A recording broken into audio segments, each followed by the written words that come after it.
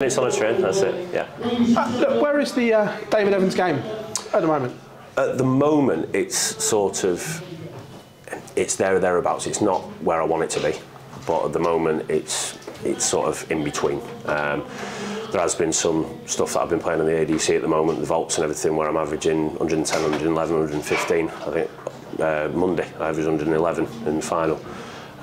So I know it's there, it's just I've got to get that consistency right the way through. It's just almost been a rebuilding process for you the last 18 months. Yeah, it has. Losing my tour card, it put a little bit of a thing on me, on myself, on my head, and it dropped me a little bit. Obviously, my wife's moved away and for her job, so she was away 5 days a week, and then I've got the pub as well. But good news. I mean, she's now moving back up north now, and get a new job and run the pub with me as well, so back into a happy life now, yeah. That feeling when you lose your tour card, what's that like then? Does it feel like a bit of a kick in the guts? It does. It does and it doesn't, really, because it's sort of, to me, I wanted to keep my card. My own fault, didn't play well.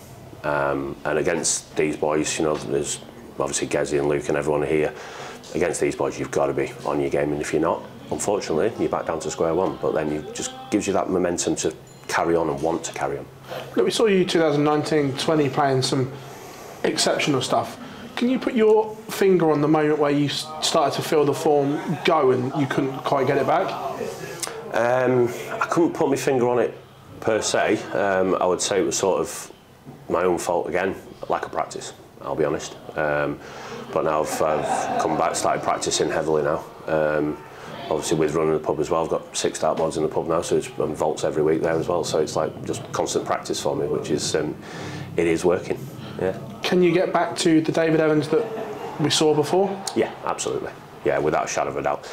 Just got to keep working at it, keep my mentality straight, and obviously balance work life with obviously the darts as well, which is good. I've got a great team at the pub, which is good, and they've always helped me, and my wife's helped me, and my family's helped me as well, which is it's good. So over the next 12 months, you're going to see the Dave Evans of old.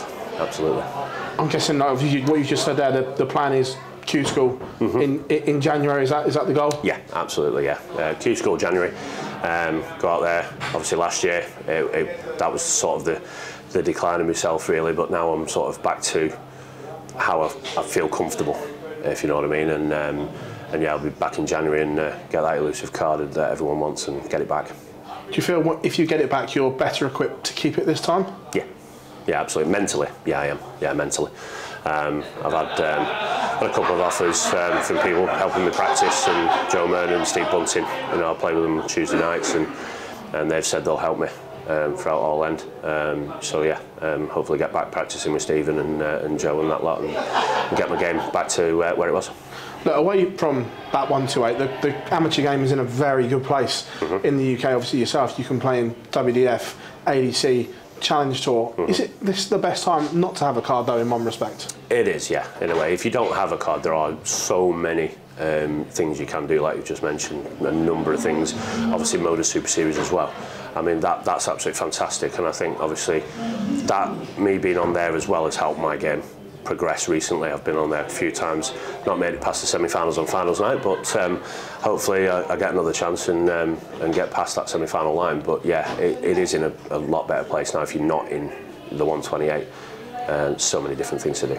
Look, for someone that plays on the Challenge Tour, I don't think people understand how tough those days are. They're 2 long competitions. How tough is that to get results on the Challenge Tour? It's so tough. I would challenge any of the current professionals in the top 16 to go and say, right, we'll go on the Challenge Tour for a week and see how hard it is.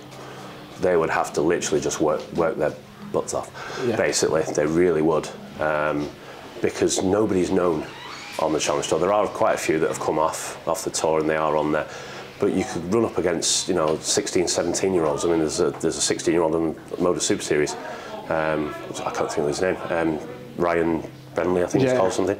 16 years old, 104 average today, 91s, 94s.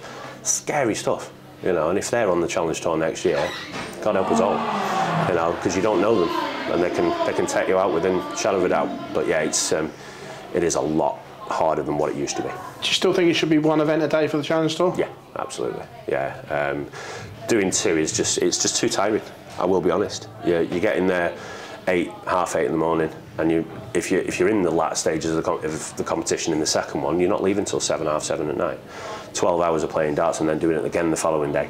It's a lot, and it takes a lot of strain on mentally and physically, arms as well. It does take a lot of strain. So, personal opinion, yeah, one competition a day. But you played in the old BDO system, the WDF system, and yeah. the ADC. How far have the ADC come in a short space of time? The ADC are massive. They're brilliant.